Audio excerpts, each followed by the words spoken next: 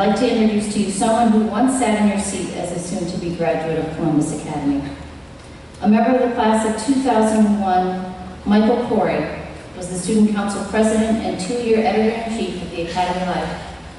Michael was inducted into the Cum Laude Society in 2001 and awarded the Williams Cup, now called the Hamel Award, the Carlisle Award, Amherst Cup, and Marcus B. Berman Award.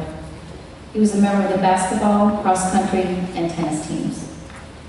After graduating, he served on the Columbus Academy Alumni Board for 6 years. Michael graduated from Ohio State's Moritz College of Law in 2012 and was the executive editor of the Ohio State Law Journal. He also holds a BA from Duke University and Master of Education Policy from The Ohio State University. After practicing healthcare law at a regional law firm in Columbus for 3 years, Michael worked as a policy analyst at an area nonprofit and in voter protection during the 2016 presidential campaign. Michael is currently the executive director of the Human Service Chamber of Franklin County. It's a chamber of commerce for 63 nonprofit organizations in our community. Last night, he was honored by Business First as part of the 40 Under 40 class of 2018. Without further ado, please welcome to the podium Mr. Michael Corey. Thank you so much for that kind introduction. Excuse me, Mrs. Kitis. She's too kind to tell you, but I was actually the 74th out of 75 alums from the class of 2001 to be asked to speak today. Much to my delight and much to your detriment, they were all either too busy or lived too far away to accept. Actually, the 75th person on that list is in the audience today, my beloved friend, Dr. Anand Patel. So if I mess this up, he's free to come up here and do this right. In the interim, you're stuck with me, so let us begin. Head of School, Melissa Soderberg. Head of School, Corey Zakaitis. Esteemed members of the administration, faculty, coaches, and staff. Mom, thanks for coming, Mom. I appreciate it.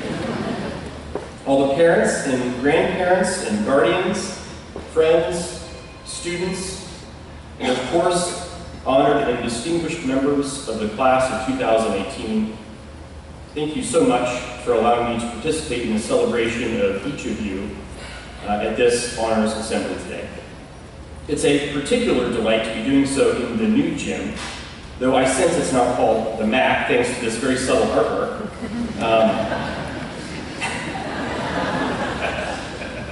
Throughout my dozen years at Academy, this gym was cleverly called the new gym because it was built later than the old gym. No matter its name, I love this gym because it's actually the setting of my very first and one of my most treasured memories at this school. In the first hours on our first days of kindergarten, we were all shepherded into this gym, and Coach Jim Stahl asked us to spread out arms length apart and to sit down and wait for the instruction. Coach Stahl was and remains an absolute legend, one of the kindest, most capable teachers and people you could ever hope to meet. And those further instructions were simple enough. His voice boomed and echoed across the gym as he very politely and very calmly told us to do some jumping jacks.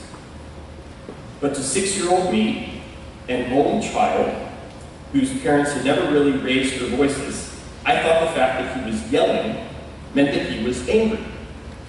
Of course, he was just trying to project his voice, but for some reason, I not only thought he was mad, I thought he was mad at me. So I began to cry because I was that kid. I was immediately consoled by the 2 classmates that were seated to my right and to my left. They patted me on the back, told me everything was okay, probably making fun of me under their breaths.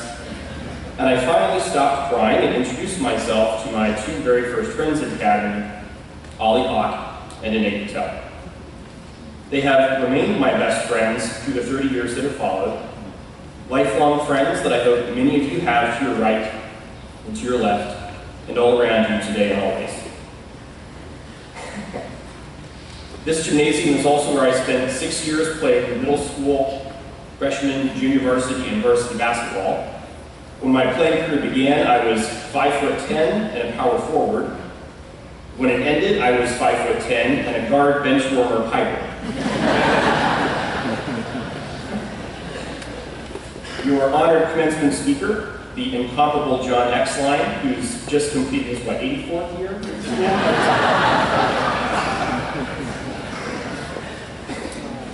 He had the great misfortune of being my coach for my final 2 seasons of high school. I think I retired with averages of 2 points and 5 floors slapped per game. He was nothing if not a tremendously patient and compassionate coach, which explains why he's managed to thrive despite getting stuck with athletes like me over the course of his otherwise voluminous career. I wish I could just share stories and memories with you for the next few hours. I wish I could tell you about how Pat Hogan changed the way I think and write, and how her devotion as a teacher has extended the entirety of my adult life. I wish I could tell you about the mentorship and guidance I received from John Warren and Arjun Hawk, and Coach Exline, and Coach Dodd. I wish I had time to celebrate Eric Humber, who's winning a major award this fall, and who always goes out of his way to make alums as well as students feel embraced and appreciated by this institution. I wish I could tell you all about my incredible classmates and how they're all far more interesting than I. I wish I could tell you not about their work and the titles they've achieved, despite being so young, but about the high degree of character they've reached, the quality of their convictions, the depth of their compassion, the truer measures of success. But I'll save those stories for another time. Instead, I'm delighted to be back in the new gym, the MAC gym, to celebrate all of you as your graduation looms, as you receive the recognition you all deserve for your efforts and achievements at this honors assembly. I confess that I have been inordinately excited about the opportunity to speak with you today, because I can't think of a more important time to be a student in our country. That's why, frankly, I wish the situation were reversed. I would much rather that I had the chance to sit down with each of you, listening to each of you, learning from each of you. Instead, I will do my best to make the most of this opportunity to share some thoughts and some requests with you, and of course to offer proper congratulations as you take one more step away from academy and one step closer to college. Part of me does not envy you. The complexities of day-to-day life as a college student in 2018 seem awfully daunting to me. The social pressure alone that I suspect social media heightens and worsens, I'm grateful that's not an obstacle I had to overcome. We had dial-up internet, AOL Instant Messenger, and cell phones bigger than backpacks, and all they did was make and receive phone calls. You've long had it different. You'll stride onto campus with supercomputers in your pockets and perhaps on your wrists as well. There isn't a nook or cranny in the world you can't reach with a smartphone or smartwatch, each with the ability to sweep you far away from the colleges and universities you'll soon call home, without ever actually leaving your college or university. This can allow for so much good. Smartphones have democratized the world. But to every action, there is, of course, an equal and opposing reaction. Smartphones have also contributed to democracies retreating around the world, at a time when we need to come together more than ever before. The campuses you'll soon populate will also give you access to reservoirs of knowledge offline as well, in the form of professors, your peers, textbooks, and anthologies. But you'll also have to navigate the difficult truth that as smart as you are, and as successful as you are, and as you someday will be, there are also reservoirs of smart and successful people just as eager and just as well trained and just as confident as you. Indeed, your peers are not just Ohioans or Americans. Your peers are students from around the globe. But you're not only competing with lots of other talented teenagers, you're competing with robots and computers. And by the time Academy's class of kindergartners graduates a dozen years from now, something like 30% of existing jobs will have been eliminated by automation. But this is why I also envy you. Your opportunities are as endless as ever before, and you're the reason why. You have received world-class preparations in this place from your teachers and coaches, and just as importantly from one another. You are ready for whatever may come, and we're ready for you to join us. You don't have to just be leaders of tomorrow, though. You can be the leaders right now. Many of you, I'm sure, already are. I've seen just a sampling of the breadth of good work and good deeds you're doing at this school and in this community. And I'm amazed and grateful for your talents and initiatives. I know you're about to matriculate at institutions of higher education from one end of the country to another that are filled with people just as eager to stretch their minds and their imaginations and our expectations of what 18 to 22-year-olds can accomplish. What you make of your college experience is up to you, of course. And this is important. Whatever you choose, it's imperative you run your own race and not let anyone's definition of success put pressure on you to be the kind of college student or young professional that you want to be. It would be all too easy for you to measure yourself against that which you think you should have achieved, or what others think you should have achieved as a college student, or a graduate student, or a 35-year-old. Instead, I would suggest that you just need to work hard, guided by kindness and compassion and ethics and values, and good will find you. Get enough sleep, take care of yourselves and one another, have fun. These are all important and elemental things that you need to be deliberate about too. But I really want you to succeed at whatever sets your soul on fire. I hope you stoke those flames until you've done what you want to do. Explored what you want to explore, solved what you want to solve, loved whom and what you wanted to love. But I have more than hopes for you. There are some things that I want you to do once you arrive at college.